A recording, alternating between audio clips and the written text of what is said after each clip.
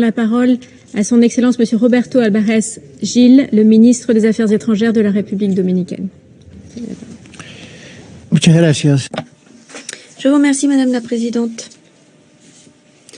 Monsieur le ministre, Monsieur Généus, Monsieur l'ambassadeur, Mesdames et Messieurs membres du Conseil de sécurité, au nom du gouvernement de la République dominicaine, je remercie la République populaire de Chine d'avoir demandé cette réunion et je remercie également tous les intervenants des exposés qu'ils ont fait durant cette séance du Conseil.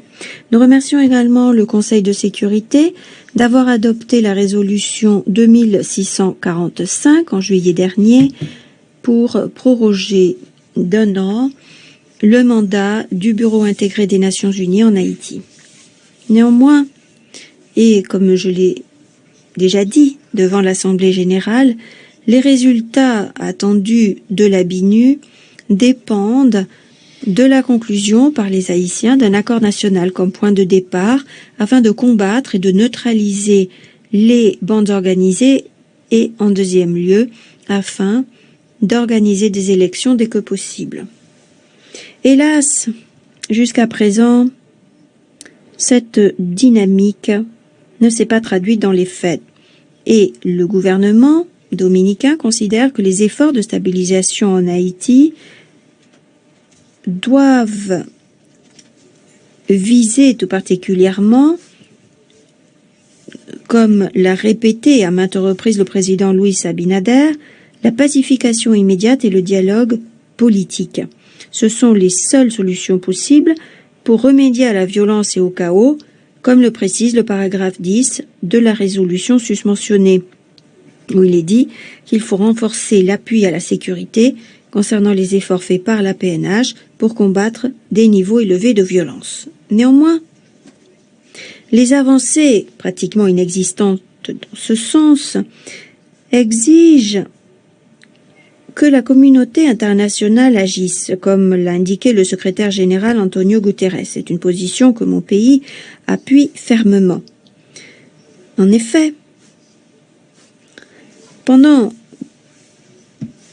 que l'on renforce l'aide apportée en vue du renforcement des capacités de la police, il est nécessaire d'avoir une force robuste à même de rétablir la paix et de mettre fin à la violence commise par les bandes armées, les groupes armés infiltrés par le pouvoir politique et économique. La République dominicaine, dans son esprit habituel de coopération et d'amitié avec le gouvernement et le peuple haïtien, réitère également sa conviction selon laquelle la seule réponse durable à la crise doit venir des Haïtiens eux-mêmes. Je le répète donc devant le Conseil, la collaboration internationale avec les efforts menés par Haïti et par les autorités est vitale pour rétablir la stabilité, la tranquillité à Haïti, aux pays voisins et dans la région. C'est là notre seul intérêt. Monsieur le Président, la souffrance humaine en Haïti est indescriptible aujourd'hui. Nous avons entendu parler des terribles exactions qui touchent surtout les plus vulnérables en Haïti. Depuis une dizaine de jours, le terminal principal de combustible, auquel a fait référence le ministre Généus, avec des millions de gallons de gasoline, de GNP, de GLP et autres, est bloqué, sans que la police haïtienne n'ait pu lever ces blocages. 400 000 personnes environ vivent autour de ce terminal de combustible. Il faut à tout prix éviter une tragédie. Par conséquent, pour terminer, Madame la Présidente, je voudrais répéter les propos du président Luis Abinader l'an dernier à l'occasion de la 76e session de l'Assemblée générale.